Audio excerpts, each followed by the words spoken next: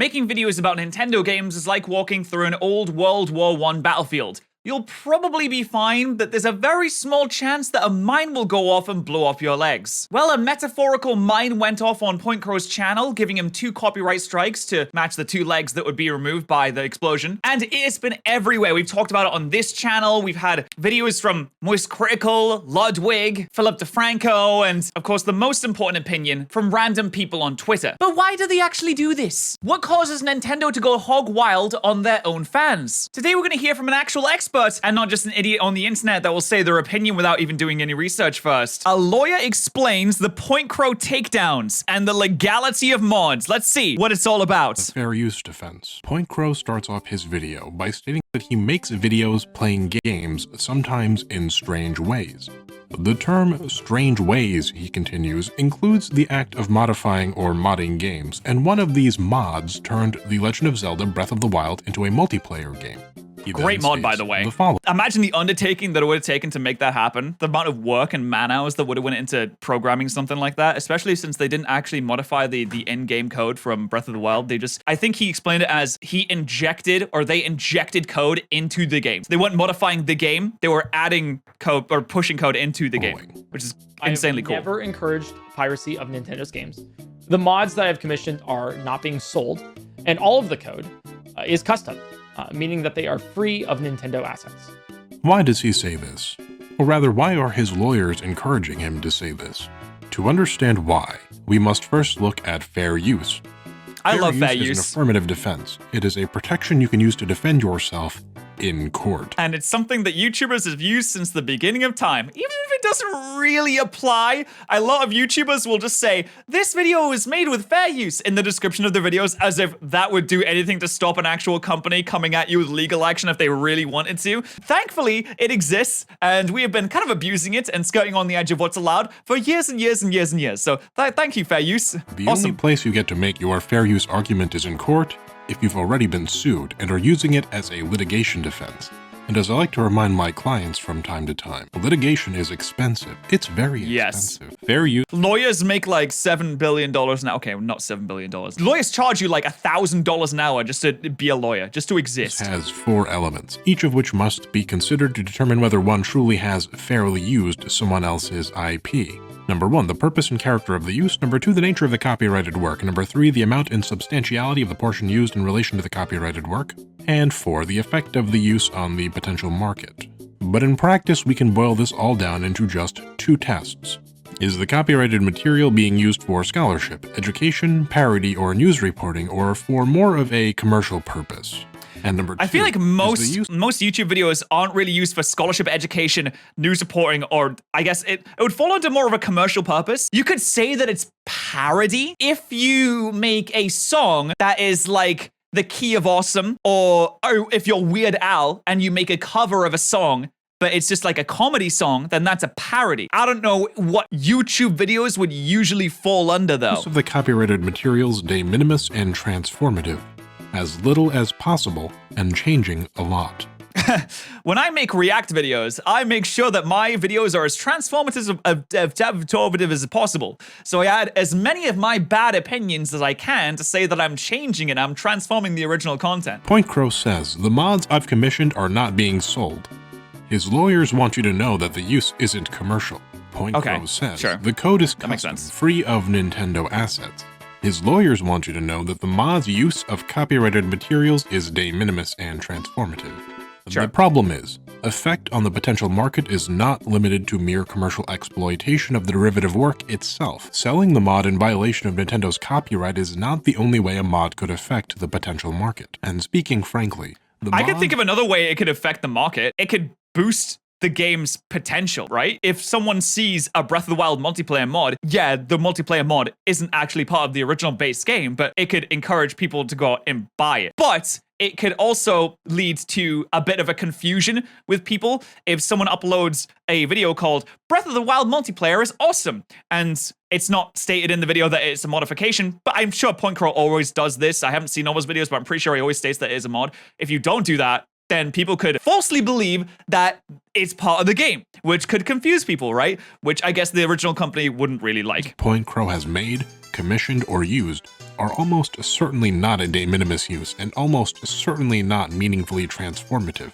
Earthbound's manipulation of a tiny sample of Sgt. Pepper's Lonely Hearts Club Band Reprise into the very weird-sounding Megaton Walk is arguably de minimis and transformative. The Breath of the Wild multiplayer mod is still very evidently Breath of the Wild, and the game is virtually identical, except now it's multiplayer. You see, in the realm of video game intellectual property, there is almost no gray area more dangerous for both developers and content creators than that of modding. When we think of modding, we think of adding Thomas the Tank Engine to Skyrim, but in the legal sense, modding is any modification of a game. And modding is a very large bucket. It includes horse armor, but it also includes multiplayer mods, and for that— Hey, this was originally official release content, okay? This horse armor caused such a hullabaloo. It caused such a controversy when this came out originally. What? Cosmetic DLC that is paid? How dare you, Bethesda? I'm gonna break my own neck. I'm so angry at this. And now it's just the standard. It's just, you expect it. It includes update patches, DLCs, skins, aimbots, wall hacks, and cracks. A modification that cracks open software copyright protections. These are all mods by law.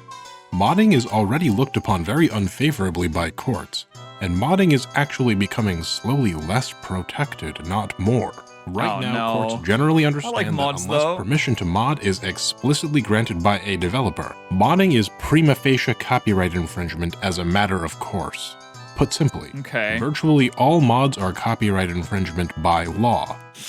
Ooh, but I guess at the same time, playing and uploading gameplay of games is kind of copyright infringement too. He'll probably get onto that later, but he said that it's only okay if the developer expressly says that you can. So games like Total War or Skyrim all have developers that expressly want you to mod because they release tools that allow you to do that. So you can argue that everything is completely fair use and that's totally okay. Where there isn't tools released to encourage modding, like Breath of the Wild, it's a little bit harder to argue that. Under US Code Title 17, Section 106, the exclusive rights of— You should react to something else. This shit is boring. Hey, buddy, you don't have to watch it. It's okay. I'm really interested in this topic. I think that it's important, especially with what's going on right now with Nintendo striking down videos. I want to learn more about this. If you don't, that's okay. I think it's a really good video. It's definitely informative, and I want to hear more about it. Copyright holders include creating derivative works. And the problem with creating a mod, a modification of a video game, is that all mods are understood to be derivative works of an original work. Let's take a look at the controlling case law with regards to video game mods.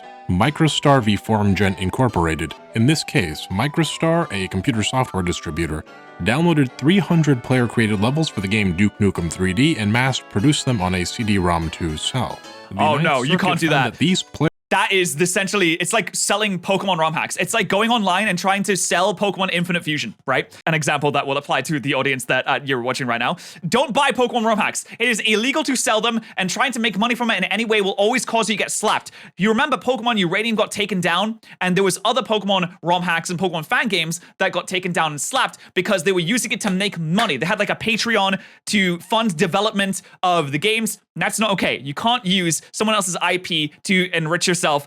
No one likes that. You can't do that. Player-created levels constituted something akin to sequels, which told, and I quote, new tales of Duke's fabulous adventures. As copyright law— okay, that was coming off as a new game as well? Oh no, you're gonna get slapped by that. You can't release a bootleg CD with modified games and be like, it's a new Duke Nukem adventure. That's gonna get you dicked down immediately. Gives copyright holders the exclusive right to make sequels or derivative works of their original work. This holding meant that all mods going forward are essentially derivative works. This case law is still the controlling decision with regards to any game modifications. That was so long ago. Things as small as game updates or patches, to DLCs, to machinima, and even aimbots or wall hacks. All modding is necessarily derivative work of an original work. And so the courts say, if you mod without permission, you are infringing on another's copyright. End of question. Now, it's true that some companies openly court a modding scene.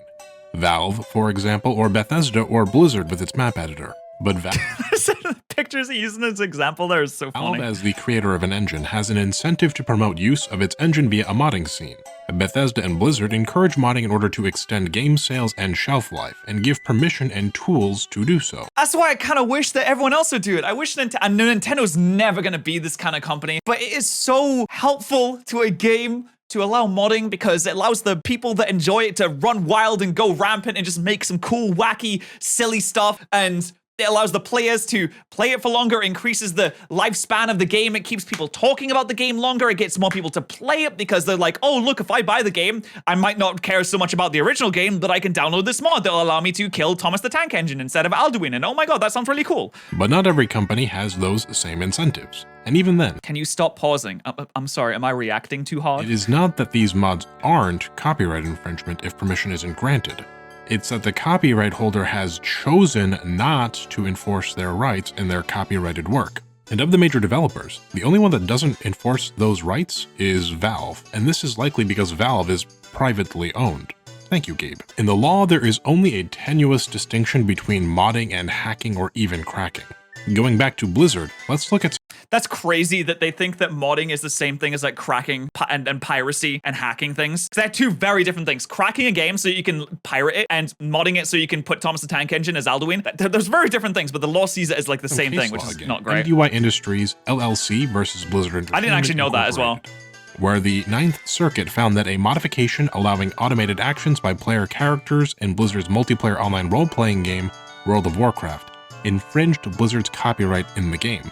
Specifically that the sale of the botting software Glider was a violation of Blizzard's end-user license agreement in terms of use governing World of Warcraft. In other words, Blizzard might allow mods in Warcraft 3 through its editors, but it doesn't allow botting in World of Warcraft, and the mechanism of action it uses to enforce rules against botting is that botting is a modification of World of Warcraft that infringes upon Blizzard's copyright, in violation of its license agreement and terms of use. It seems like most modding is fine, apart from cracking, and if you're selling it. That's when the companies really get annoyed. You're like, oh, no. You're making money? This is our money. You can't be doing that. We didn't say you could make money. Oh, no. We make money, not you. And then they slap you up because they don't want you making money from their IP. This is the reason why even Point Crow's Mario Odyssey and Pokemon Violet videos were claimed.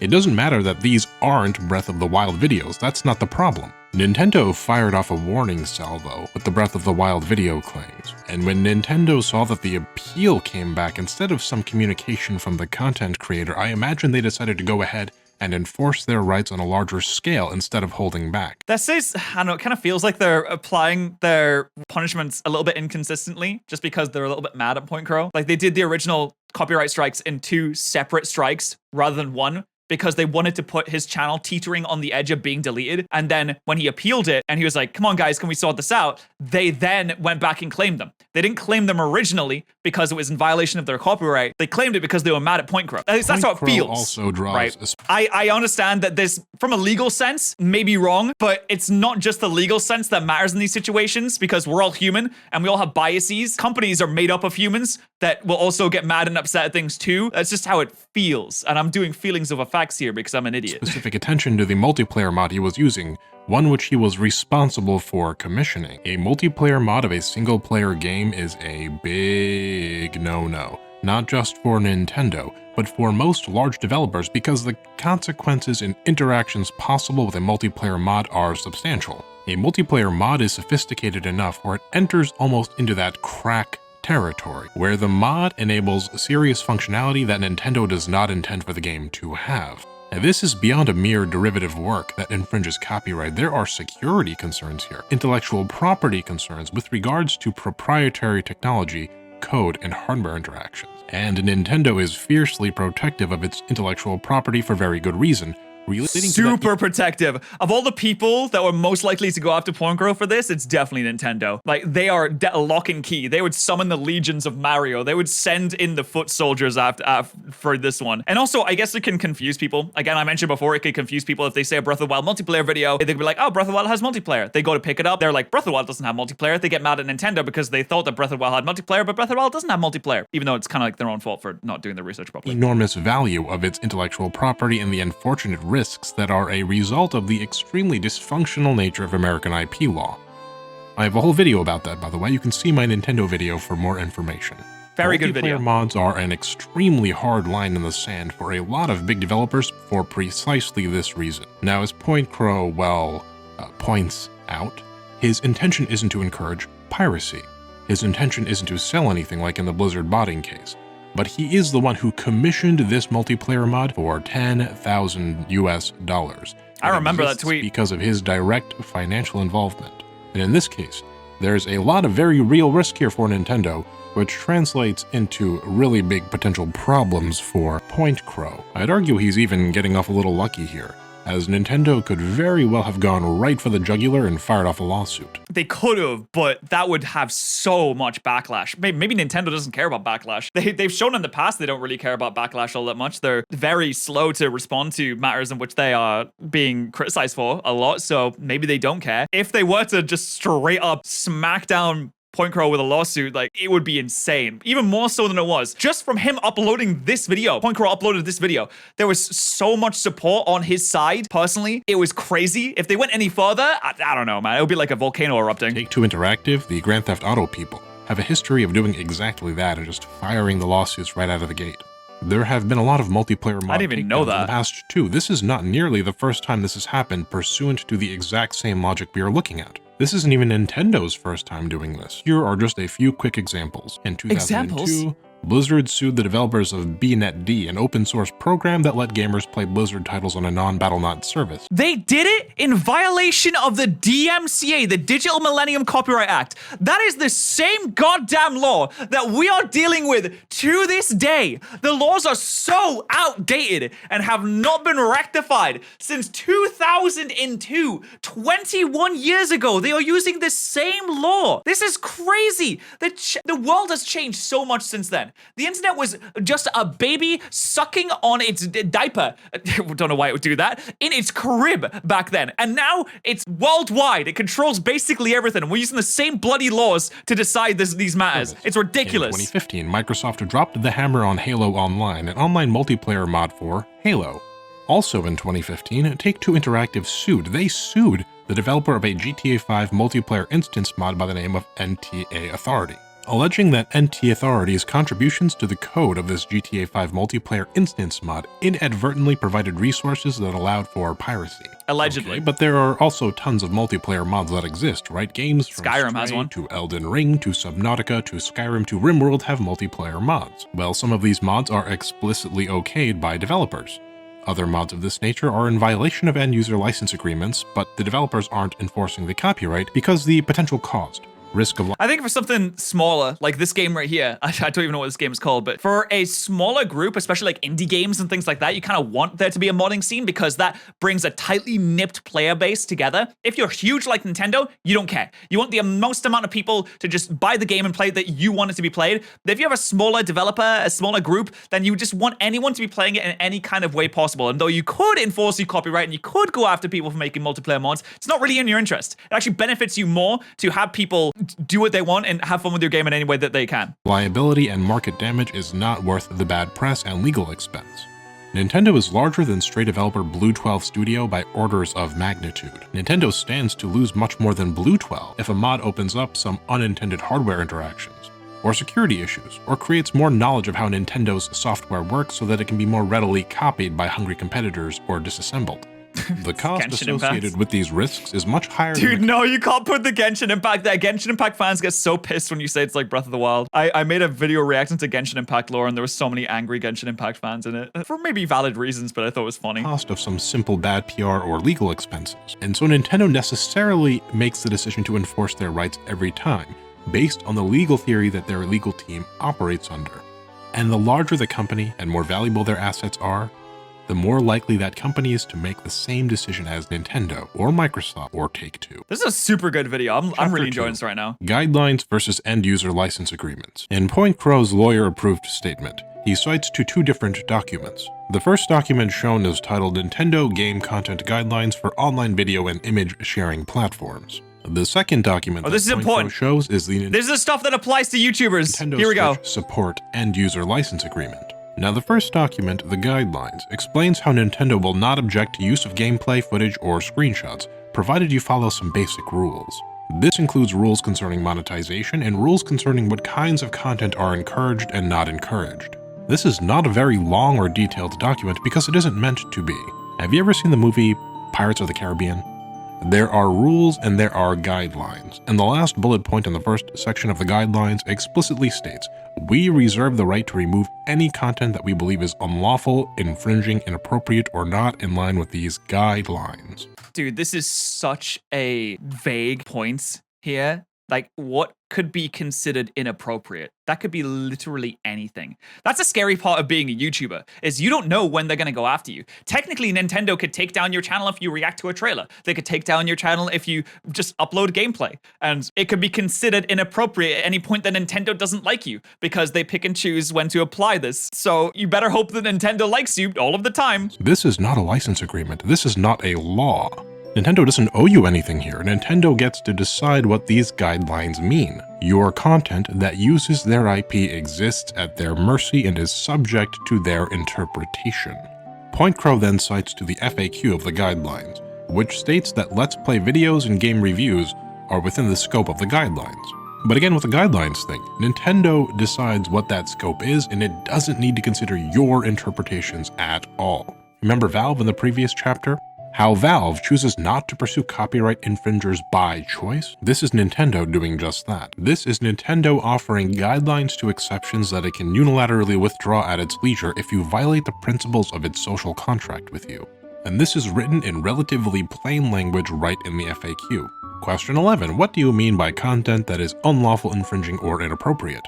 Examples of unlawful, infringing, or inappropriate content include but are not limited to content that incorporates Nintendo intellectual property and Number 1, violates applicable laws. Number 2, infringes the intellectual property rights of Nintendo and/or features pirated Nintendo software.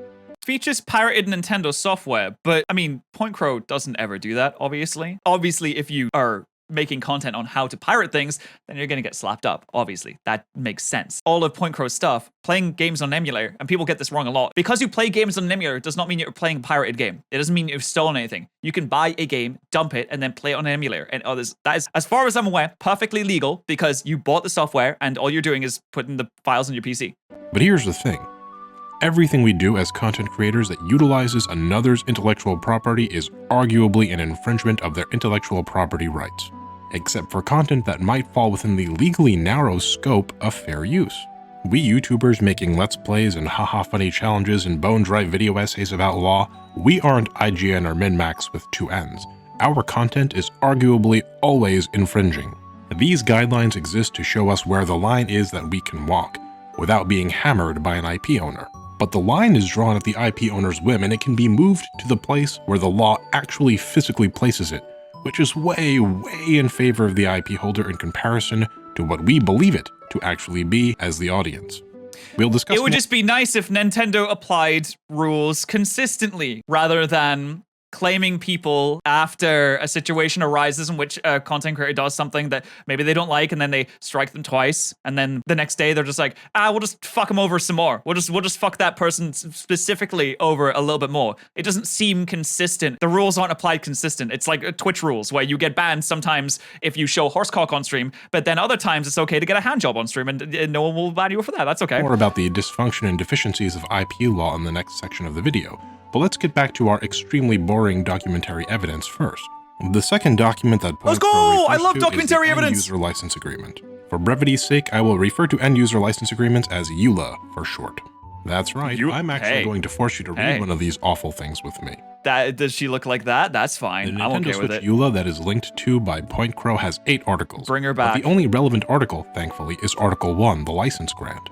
In this license agreement, we are given a license, almost like a driver's license, which gives us permission to play this Nintendo Switch system if we agree to the terms in Article 1. And of these terms, we acknowledge, in item number 2, that the license is non-exclusive and can be withdrawn at any time by Nintendo. In item number 3, that the software cannot be used for commercial purposes. In item number 4, that we can— the software cannot be used for commercial purposes. Does that mean that you can't use the software to create videos in which you profit? Cannot copy, duplicate, publish, transmit publicly, lease, modify, or reverse engineer the software. And in item number 5, that we cannot illegally modify the game system itself, the peripheral equipment, or the software, and may not use any peripheral equipment of this Nintendo game system which is not authorized by Nintendo. There is also a Nintendo Switch Family User Agreement that is... So they're essentially there saying, you can't mod it, you can't dump it, you can't do anything, no, only what we say that you can do. A EULA that encompasses the entire body of the Switch family of devices. This agreement is also in effect to my knowledge, but is not cited to by PointCrow. It contains many of the same provisions as the first EULA, but worded slightly differently. It makes clear in particular that content obtained through the use of an unauthorized device or through the unauthorized modification of console hardware or software may be removed. So, modded gameplay, if you're dumping it, if you're using a hack switch or anything like that, that is all stuff that they can remove. So here's the deal. We're exiting the purview of my understanding a little once we start to look into the subject of hardware. I will readily admit that I could be wrong about this specific point. So if you are an attorney with experience in this specific field, please correct me in the comments. But if you're using a capture card or a device of this nature to stream to Twitch or post to YouTube, that's not strictly allowed as per Nintendo's EULA either. It's... Yeah, but they allow it, right? They allow it. Tolerated at Nintendo's mercy via the guidelines, but the conditions set up by Nintendo allow it to remove that toleration at any time and be legally in the right. Nintendo... I think there's a difference between being legally in the right and being like morally or just like common sensely in the right. There's a difference between laws and morals and laws and generally what makes the most sense. Again, the DMCA Act is 21 years old. Nintendo isn't the only company that does this. Microsoft also notes in its Xbox EULA that utilizing unauthorized accessories is a violation of your license, and it also specifically lists what authorized accessories means. And Sony's EULA is the harshest and most detailed of the three by far, going so far as to make it clear that all of its restrictions are construed to apply to the greatest extent permitted by the law in your jurisdiction. Sony's going a little crazy with that. So that technically means that you can't use like Wildcats controllers on your Xbox because it's not specifically permitted by Microsoft, unless maybe they have permission from Microsoft. I feel like those bootleg controllers aren't actually permitted by Microsoft, so it's against the end user license agreements to use like bootleg controllers. What does this all mean? Well, when PointCrow shows that circular diagram where the big circle of the game content guidelines modifies the terms of service circle for content creators, that's not quite accurate, though I would probably make the same argument if I were in his position. A better analogy is something like this. The terms of service is the law of the country of Nintendo, and the guidelines are limited diplomatic immunity. Nintendo recognizes your value, and so you have some leeway that is granted to you. But this leeway can be withdrawn at any time if you cause trouble. And trouble is whatever Nintendo or any other company you substitute them for decides that trouble means. Which brings us to an important point that I think all of us content creators should always keep in the back of our mind, and that is this. Chapter 3. We are ever at their mercy. This kind of sucks from a YouTube perspective. I wish this would change, but they can just decide at any point, no, we don't like this. They could retroactively decide that they don't like any kind of videos online whatsoever, even though we provide so much benefit towards them in terms of free advertising and getting more people to play the games. They can just turn around one day and be like, actually, we're just gonna murder every single YouTuber. We're gonna go to every YouTube channel, we're just gonna strike them all, and we're technically allowed to do that. I don't know, I feel like that's not correct. In a perfect world, maybe you wouldn't be able to do that, but that's my perspective as a biased YouTuber. PointCrow states towards the end of the video that Nintendo has demonstrated that they will ignore their own policies and licenses to selectively enforce their intellectual property. He continues by stating, no matter how transformative or according to their public guidelines you are at risk. Here's the bitter pill we all need to swallow. Yep, facts. All of us content creators making video game content on YouTube or Twitch, we are always at risk. That's why I say, chat, that being a content creator is the riskiest job that you can have in the world. There are lumberjacks out there that go and chop down massive trees. There are builders that work on building sites all day. There are army soldiers. There are police officers. There are people that are on the front lines doing hard jobs, but being a YouTuber, that's truly the hardest job in the world. I'm always at risk, but I do it for you so that I can make the good content. You know, it's hard out here being a content creator and playing video games, but I take that risk because I'm just that kind of guy. The intellectual property laws are set up. Hardest job in the world, guys. Hardest job in the world. Their use is much more limited than we all think it is in effect. There is a tenuous social contract we content creators subscribe to when we make content. If we don't cross the lines in the sand, then we are permitted to exist in exchange. And the social contract exists because it's really the only safe way that a company can allow for the use of their IP by streaming. You're not that guy. Yes, I am, Callum. Shut up. Gamers or YouTubers without risking the integrity of their intellectual property rights as a whole. The Game Content Guidelines document provided by Nintendo is not a license agreement, and it is not a formal contract of any kind. And neither are any other company's game content guidelines, whether that's Sega or Microsoft or Epic. Nintendo's game content guidelines are actually about industry standard. These content creator guideline documents are a benevolent offering from companies that are not required to give any ground at all to us content creators. I don't see it like that, though. I see it as a position in which we are benefiting the companies. They don't have to pay for this advertisement whatsoever. It's like a symbiotic relationship. It's like a bee and pollen. It's not that the bee allows the flower to exist or the flower allows the bee to exist. There is a nice little relationship in which we help each other out, and that's POG. And it seems a little bit scary that the big company has complete control over any kind of backlash or punishment that can get handed out by the content creator, but there's nothing that the content creator can ever do to the company. It's not like the content creator can turn around and be like, actually, I own Zelda now. There's nothing that can happen like that, even though we benefit each other in those kind of ways. PointCrow says, what they've demonstrated is that they, meaning Nintendo, will ignore their own policies and licenses to selectively enforce their intellectual property.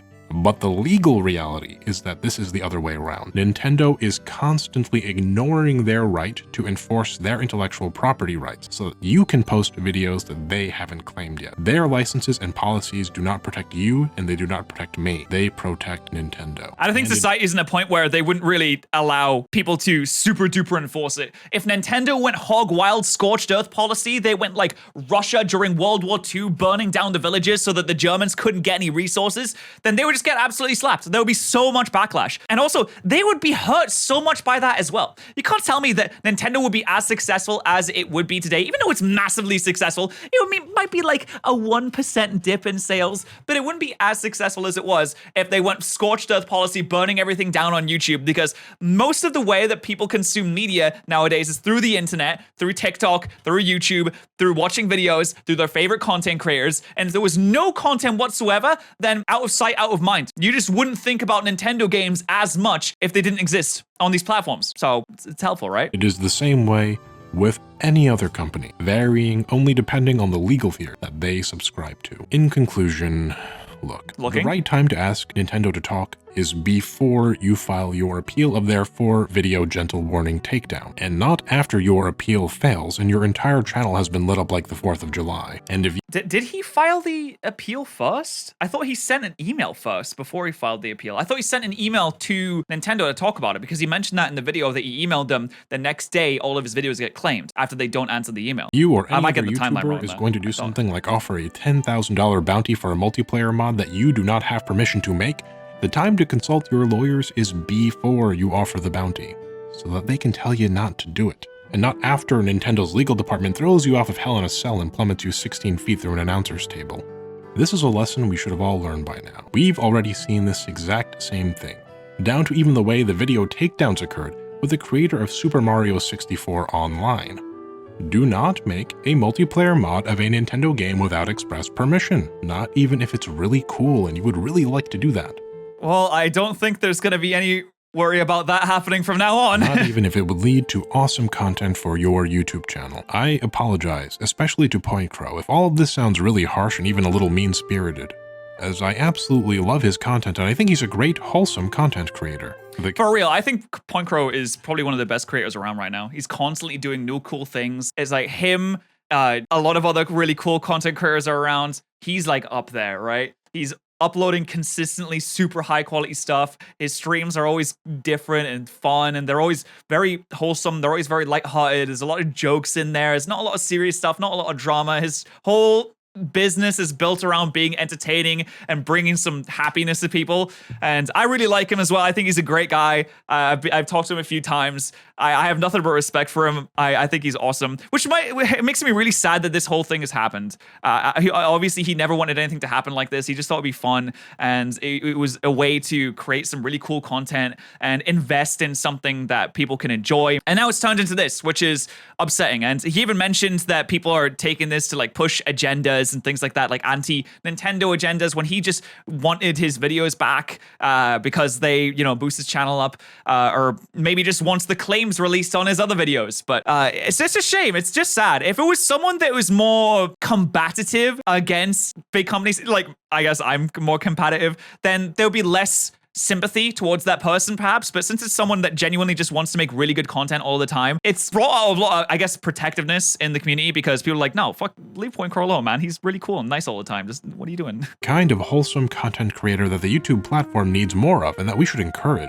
I love the idea. Yeah, they put his livelihood at risk. They put 2 copyright strikes on his channel. One more, his entire channel gets deleted forever. Like, he's totally within his rights to be like upset at that. And I don't think he's even like mad at Nintendo. I think he mentioned that he's not mad at Nintendo specifically. Multiplayer mod too, but no means no, guys. And it's well within Nintendo's right to say no and then act when we choose to do something anyway. I don't like that this is the way things are. If you don't either, the problem, and I've always maintained this in all of my legal videos, is not any company or entity per se. It's the laws. Is the law. There you go. Talk about whose fault. It's the law's fault. That is, and what might need to be fixed someday in a different video. It's the frickin', we need to sort out this DMCA law, man. It's 21 years old. This is out of date. This doesn't make sense anymore. Let's change the law, baby. Let's change the law. And if you want me to react to something, put it in my Discord server. Links in the description. Thanks for hanging out. Thanks for watching. Go subscribe to Moon channel.